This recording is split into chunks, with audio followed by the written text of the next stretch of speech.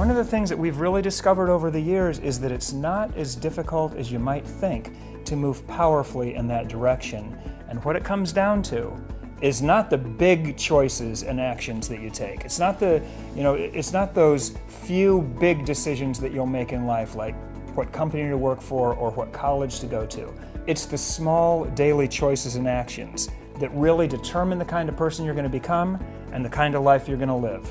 So in this video, we would like to share some of our favorite habits that have really helped us create the extraordinary life that we have. And these are simple daily habits that we have done every day for years in a row that add up to the life that we've envisioned. Exactly. So the first group of habits is in our health and fitness, because health and fitness is such a foundational category of life. Yeah. If you've got your health and fitness firing on all cylinders, you're going to have energy to bring to your career. You're going to have a better love life. You're going to feel better emotionally. This is a super important category. And we've got two great habits that we've created over the years. The first one is easy and it's simple and everybody knows it. We exercise every day. Yeah. And body movement. Yeah, it's body movement. Exactly. It's just being conscious of your body, getting into your body, moving your body. You can do it a million different ways. Just get into your body. Whatever and move works it. for you. Yeah. And so we've done that every day just about for the last 30 years. Doesn't have to be an hour, doesn't even have to be a half hour, even 10 minutes. Just becoming conscious of your body and making sure that you're exercising it and using it. Habit number one. Number two is our green smoothies. We have green smoothies, little glass of green smoothie, probably 2 times a day. And it's a really simple recipe. You can do it in your Vitamix or your Ninja. And it's avocado, cucumber, any kind of leafy greens. You can put a carrot in there, carrots. celery, all the vegetables that you love. And if you like a little sweet, add some mango or carrot. It's like having a liquid salad. Yeah. And you slam a couple of those during the day, you've got your nutrition handled for that day. Pretty much everything is and there. they make you feel great. They really do. You can feel them in your body. Unlike a lot of supplements that you take, you can't even feel what it's doing to you. Man, you can feel those green smoothies. You get an immediate energy jolt. Okay, next is our love strategies. So we got a couple really good ones. Our love relationship strategies center around connection rituals. And we have a number of different ones. We're going to talk about 2 here. The first is our daily connection ritual. So every day after work, Miss and I take a walk in our garden for as long as we can, half hour at least, an hour, and we just catch up from the day.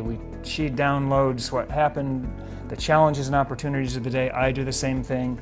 We really get a chance to connect that way. And if we do that daily, then our dates tend to be about love and not about work or the daily activities that we're doing every day. So and that's our second strategy, Yes. is our weekly overnight date night, which we've done every week for the last 25 years, missing very, very few. No matter where in the world we are, we handle childcare with the kids, and we have grown-up time just to ourselves overnight once a week. It's amazing. And if you're not doing that already, we highly recommend you do that immediately if you're in a relationship. Yeah, it's our number one, literally number one love It relationship just keeps you strategy. connected. It keeps you connected. It keeps you in that flow of love and love and passion and Yes. romance. It keeps the romance alive in your Yeah. relationship for sure.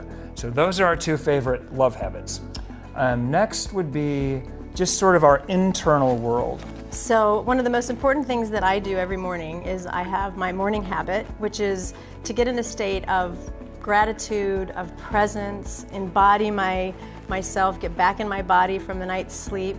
And I do that with really getting mindful and just being really grateful. And I usually take a walk outside with our dog, get in nature. That's a wonderful way to do it. Just instantly connect and just really think about all the things I'm grateful for. She lights candles and incense and makes a little ritual out of it. And I'll tell you, the days that Missy does that, you can tell, like the whole house has this. Absolutely. It's the time that I really do get centered in myself so that from that place, I can handle anything. Anything. And our whole family's centered when Yes, she's centered. that's true. So my rituals and habits around sort of internal centering myself, getting my head right, getting my emotions right. First of all, I take a nap every day. And I've actually read that there are a lot of famous people in history that have been nappers. The hours of noon till 3 are pretty much blocked out. That's my siesta. I wake up early, so I put in 6, 7 hard hours of work, and then I'm off the grid. no phone calls, no emails. Amazing. And that's my time, and then I pick up in the afternoon if I've got more work. That's been wonderful for me. Yeah. Also, meditation.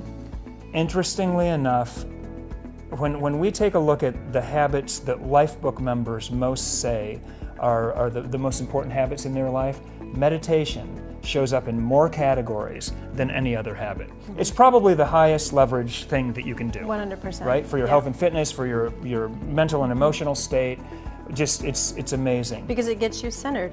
It gets Right. you in that place where you're centered and you can move from that place of your truth. Another morning habit that I do is journaling. And this is great first thing when I wake up. If I have any dreams, I can write my dreams down. It also just empties me out to get me ready to be centered and ready for the new day. And I never used to really journal, but I have in the past few years, and it has really been a profound experience for me because I've been able to empty my mind even more. If you have a hard time meditating, journaling, it was actually the doorway for me into meditation. And so the last habit we'll share is a massive habit that I discovered probably 4 or 5 years ago. This is a career habit, and I call it my one thing. So when I wake up in the morning, I've discovered that my first 2 to 3 hours are by far my most effective thinking time, business time. I can write really, really well in the morning. I can't in the afternoon. I can work out in the afternoon. I can answer email in the afternoon. I can do a lot of like production-oriented stuff in the afternoon. But my creative time is in the morning. So about 4 years ago, I got into the habit of working on my single most important project for the first 2 to 3 hours of my morning, every morning. No screwing around with the internet, no checking emails, no checking the texts on my phone. I go straight to have my coffee, and my brain gets right, and I pour all that creative energy into my most important thing. Game changer, right? Amazing. And again, you just touched on something very important, and that is learning your own natural rhythm.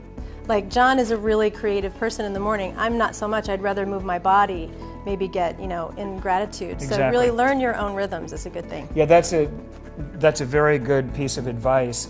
Once you learn your rhythms, like I don't like working out in the morning. She loves working out in the morning, right? Once you learn your rhythms, you can build your habits around that. And you guys, your habits will change your life. Your habits, the small, Make your life.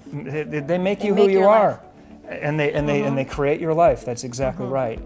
So a lot of people, I think, are a little bit intimidated by the concept of habit setting, of choosing habits and really trying to integrate them into their lives, because they're like, how do I get myself to do these little daily choices and actions?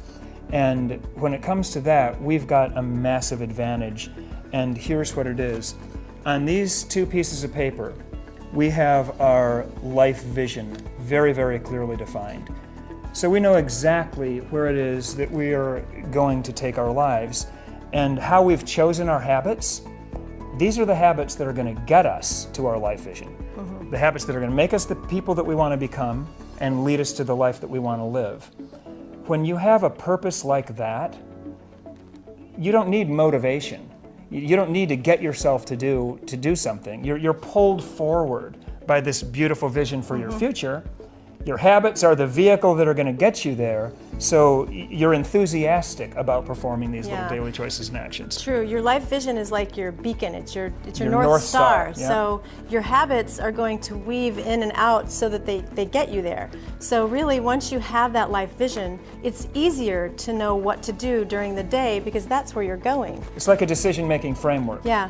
What you want to do once you've clearly defined where you want to end up in life is you want to step into that vision and become the person that gets that life. And that is exactly what habits will do for you.